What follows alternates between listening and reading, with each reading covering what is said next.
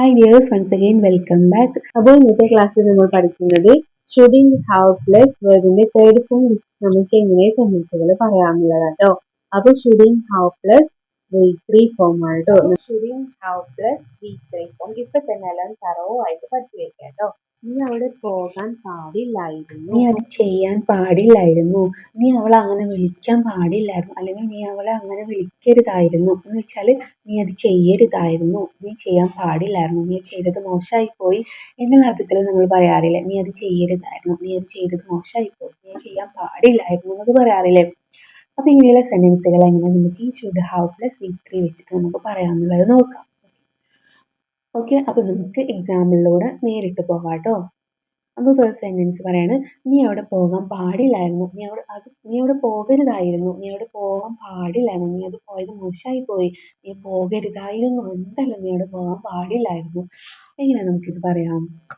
U shouldn't have gone there. നമ്മൾ have plus third form ആണല്ലോ, വേർബിന്റെ തേർഡ് ഫോം ആണല്ലോ നമ്മൾ പറഞ്ഞത്. സോ പോകുക എന്നുള്ളതാണ് ഇവിടുത്തെ വേർബിൽ. പോകുക എന്നുള്ള വേർബിന്റെ തേർഡ് ഫോം എന്താണ്? ഗോൺ എന്നുള്ളതാണ്. അപ്പോൾ you shouldn't have gone there. You എന്നുള്ളതാണ് സബ്ജക്റ്റ്. യു ഷുഡിൻറ്റ് ഹാവ് നീ അത് ചെയ്യരുതായിരുന്നു എന്നാട്ടോ. എന്ത്? പോകുക, ഗോൺ അല്ലെ, നീ അവിടെ പോകാൻ പാടില്ലായിരുന്നു, നീ അവിടെ പോകരുതായിരുന്നു എന്നായിട്ടോ. ക്ലിയർ ആയല്ലോ. നെക്സ്റ്റ് സെന്റൻസ് നോക്കാം. നീ അത് കഴിക്കരുതായിരുന്നു. ഇതെങ്ങനെ പറയാം? നീ അത് കഴിക്കരുതായിരുന്നു, നീ അത് കഴിക്കാൻ പാടില്ലായിരുന്നു, നീ അത് കഴിക്കാൻ പാടില്ലായിരുന്നു. യു ഷുഡിൻറ്റ് ഹാവ്, അതേപോലെ തന്നെ അല്ലെ, നീയാണ് subject. So you shouldn't have എന്ത്? കഴിക്കുക എന്നുള്ളതാണ് വേർബ്. ഈറ്റ്, അതിന്റെ തേർഡ് ഫോം എന്താണ്? ഈറ്റൻ. ഓക്കെ, ഈറ്റൻ എന്നുള്ളതാണ് അല്ലേ. അപ്പോൾ you shouldn't have eaten these. നീ അത് കഴിക്കാൻ പാടില്ലായിരുന്നു, നീ അത് കഴിക്കരുതായിരുന്നു എന്നായിട്ടോ. ക്ലിയർ ആയല്ലോ. അടുത്ത സെന്റൻസ് നോക്കാം. അവൻ കല്യാണത്തിന് പോകാൻ പാടില്ലായിരുന്നു. എങ്ങനെ പറയാ?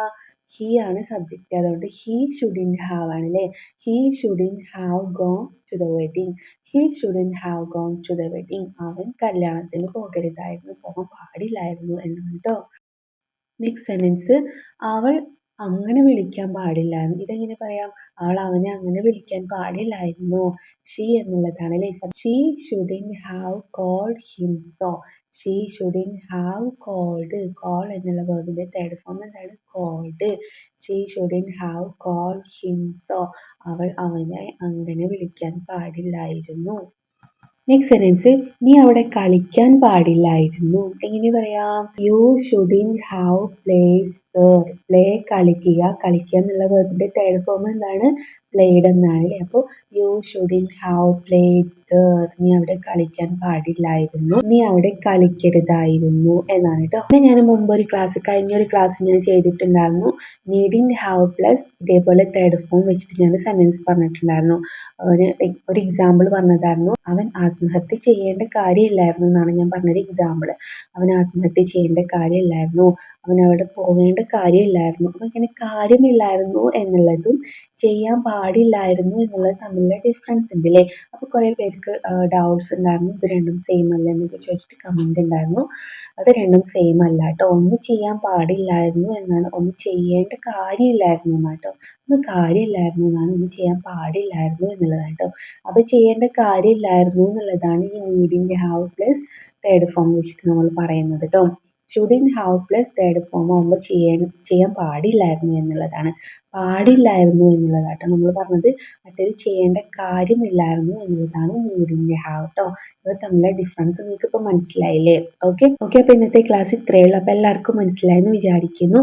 അപ്പൊ ഇനി ഇതേപോലെ നിങ്ങൾ 2 സെന്റൻസുകൾ നിങ്ങൾ താഴെ കമന്റ് ചെയ്യണേ. അപ്പൊ നമുക്കിനി അടുത്ത ക്ലാസ് ആയിട്ട് കാണാം. Thank you.